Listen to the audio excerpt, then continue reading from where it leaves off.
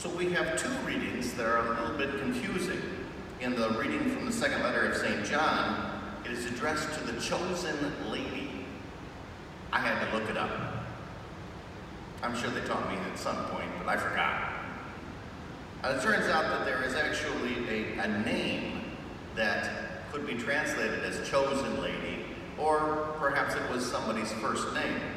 But he's using it in reference to this community that he's writing to.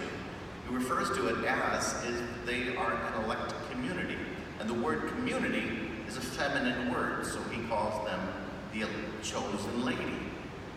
He has this relationship with the community in which he tries to honor and respect her, and to bring her the good news of Jesus Christ and remind her of the dignity that Christ gives her.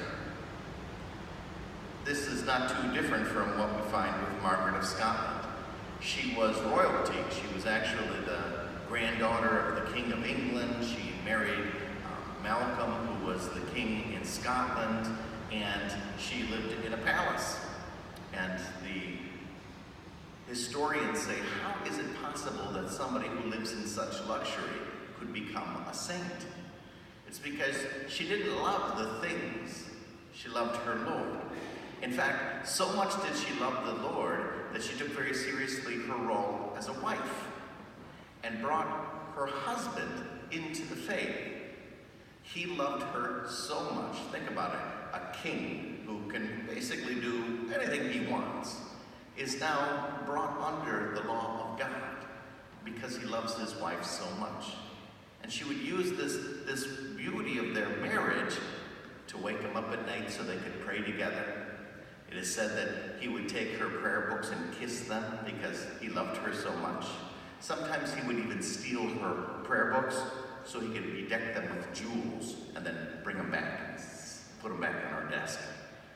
It was just his ways of loving her, and that love brought him into the love of Christ. And this is what John is talking about. This community has this relationship which draws us into a beautiful family, which helps us to love God all the more. In the Gospel of Luke, then Jesus is saying, you gotta be always ready. You know, it's one thing if you have like the 2-minute warning, you know that Christ is coming back, or the end of your life is coming, and now you're gonna straighten up in the last 2 minutes. He says it ain't gonna be that way. There's gonna be no warning. It's just all of a sudden is upon us. And at that time, 2 people will be working together, and one will be taken and one will be left. Why is one taken? Because they're ready to go.